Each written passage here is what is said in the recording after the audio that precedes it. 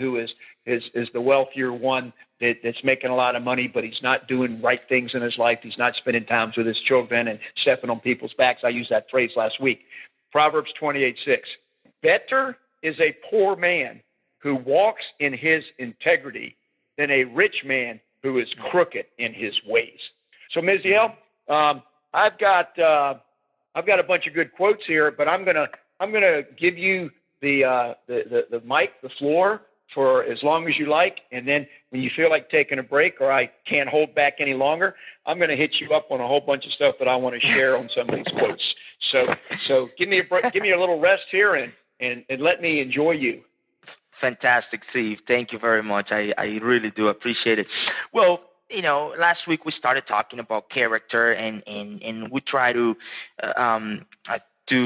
make the best use of time back at the very end of that call last week.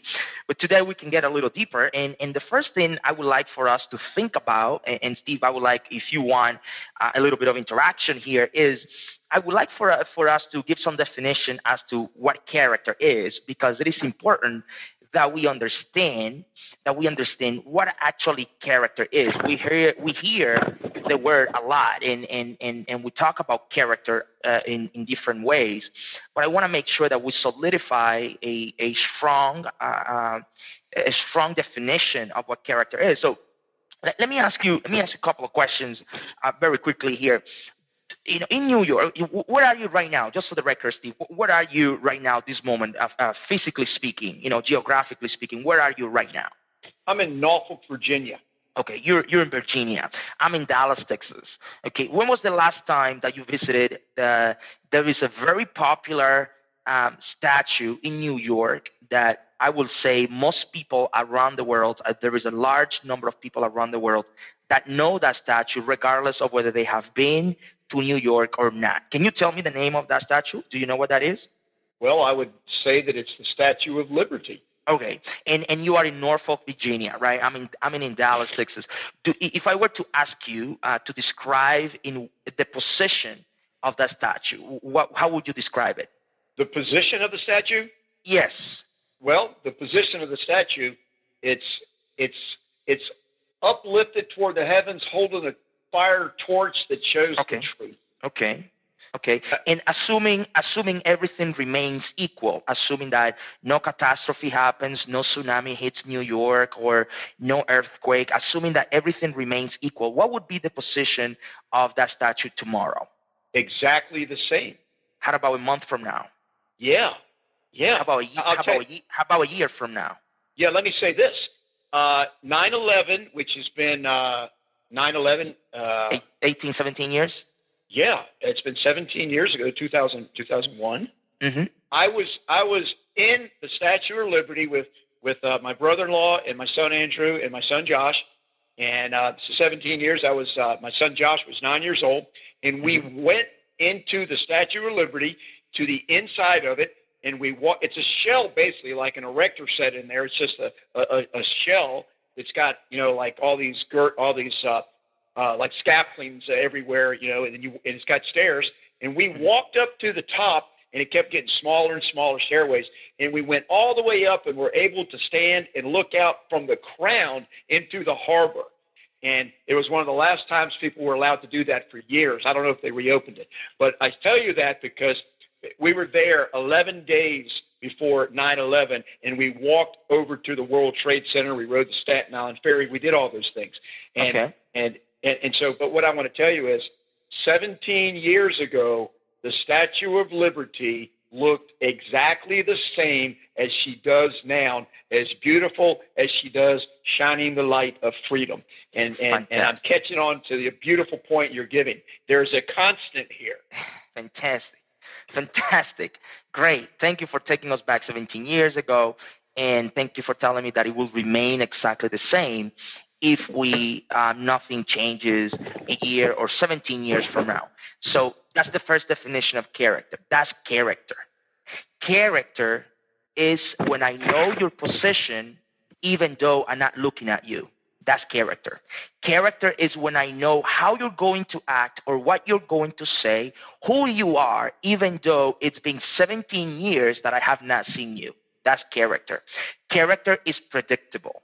Character is something that I can rely on even though I don't have under my control. Meaning your character, I can rely on your character even though I'm not controlling it. Let me ask you another question though. So once again, character is when I know your position, and I'm not talking about a physical body position. I'm talking about your mentality. I'm talking about your heart. I'm talking about your emotions, your attitude, the way you talk. What do you say? You that you are listening to this show, what do you say when the music comes on and Steve starts talking? What do you say when you close the doors and nobody's able to hear what you say? Who are you at 2 a.m. in the morning, 2 a.m. in front of your computer, right, at home when nobody's able to look at you? What do you do at that time, right? That's character. When I know your actions and positions, even though I'm not looking at you. Yeah, you want to comment on that, Steve? Oh, geez. Yeah. Now, this is just, okay. One of the things, my mother passed 19 years ago. My mother's name is Rose. And, hey, I want to say this. My daughter's pregnant, and she let me know the other day she's like halfway there, 20 weeks. And the middle name of the daughter that she's going to have is going to be Rose. So I just kind of want to shed a tear for a second here of joy. Okay. I mean, that's so beautiful for me, is to have my daughter let me know that. So, but why I tell you that is this. Whenever you are with someone whose mother has passed and you want to give them some comfort, I learned this and I share it because it happened to me. And it's a demonstration of character that you just gave. And I got to tell you, once again, this is like a setup, but you said it's unscripted, so it's the way we are. And I pray that everyone finds a friend that they can have conversation and connect with and have a chemistry like we have, Misael. So when my mother passed, I experienced something. We all, when we have a parent that's no longer in this living world with us, there's an emptiness there. There's a loneliness there. There's a void we miss when we love that parent. But here's what I tell people, that you will always, when you know that you wish your mother was here to turn to and ask something, because who knows you better than anyone else in the whole wide world is your mother. Your mother, absolutely, who raised you and nurtured you and cared for you, and mothers are like that. They do for their children more than they ever think to do for themselves. That's a good mother. Well, yes. But here's the comfort that I give people when they've lost their mother, because I personally experienced this. When there's these times where life's hard and I'm looking for an answer and I don't know what to do, I meditate and I can close my eyes and I can see my mother, who I know's up in heaven, looking down at me. But I turn to my mother and I ask her to advise me and to counsel me as to what it is that I need to know. And I tell everyone, your mother will always be there with you for the rest of your life, because anytime you want to turn to your mother, she will give you the answer that she would have given you had she been here physically in the same room. Why? Because you know what your mother would say to you if you take the time to turn to thinking about your mother, because that's how well you know your mother. That is because you know your mother's character. Absolutely. You know the person that she is. Absolutely. Thank you. For sure. No, absolutely. That's it's unchanging, right? It's unchanging. So very, very quickly, another question on that note, right? We use a set of letters, right? There are 27 in total that we use to write to compose notes and books and everything. What's the name of that sequence of letters that we call? What is that? What am I talking about, Steve?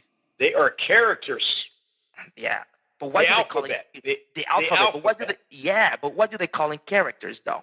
Why is that? Why do they call? Because each one has its own distinct personality. Absolutely, but also because they are unchanging. You see, A is an A, whether you're writing it in French, German, Spanish, English, whatever other language, with the exception of Asian languages.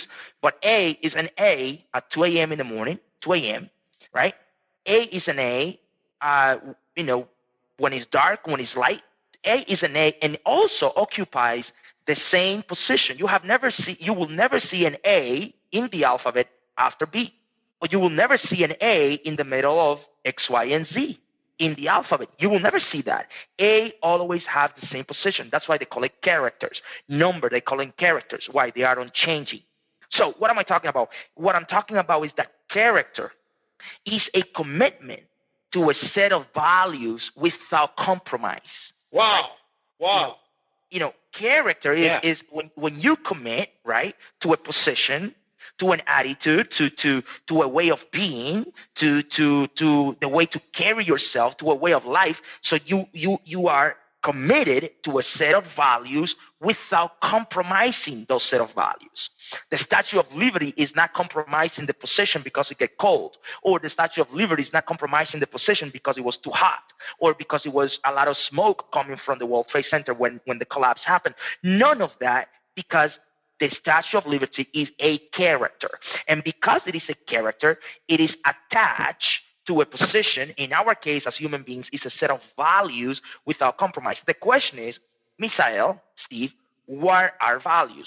Simply, very simple. Values are things that we value. That's it. Okay? Values are things that we value. If you don't value whatever that is, then they're not values. And more importantly, Steve, your values are not of value until they cost you something, right? So if you have a set of values that you have never paid anything for them, in reality, they're not values, okay? Your values become valuable when you pay something for them. So, your marriage vows, right? That's valuable to you, right? I'm faithful to my wife. You're faithful to your wife. Why? Because you want people to believe in who you are, to believe your character, to believe your words. Why? Because, the weight of your words is your character, right? In other words, your life, Steve, my life gives weight to my words, right? May I interject on what you just said real quick? Yeah, go ahead. A lot of people are looking for practical application sometimes on some of these beautiful conversations that we have, and I want to throw one out there. In my lessons that I have on building your credit and what credit is all about, my definition of credit is you will have. What's the best way to to have good credit? It's to honor your good name. It's to do what you say you're going to do. And when you go to a bank to get a loan, everybody, I'd like to just point this out, make it real straightforward. The lesson that we're giving right now, that Misael is really getting deep into what is character. If you listen and develop good character, if you have good character qualities and good character traits, it will give you better credit when you go to a bank to establish a loan. Because one of the main criteria that credit lenders look at is what is the character of the person? What is the history of this person's behavior as it relates to doing the right thing and honoring their commitment, doing what they say they're going to do? So just pull that out of this, is that if nothing else, if you think you're just listening to a lot of poetry and abstractions on beautiful character, and I'm going to put in the plug, when you talked about the characters and their constant, a rose by any other name is still a rose. And that's a thank you to my mother. My mother's name is Rose. There you go. Yeah. So, and you're talking about that. You're talking to a bank and getting a loan or doing something or promising something, right? And that talks about your standards, right? Character is a dedication to a set of standards, Steve. That's what character is. You're dedicated to a set of standards. And so when you promise something, your standards reveal your character. Why? Because your standards will prevent you from doing something that is below your standards. You will never see me compromise my standards. Steve, I personally did.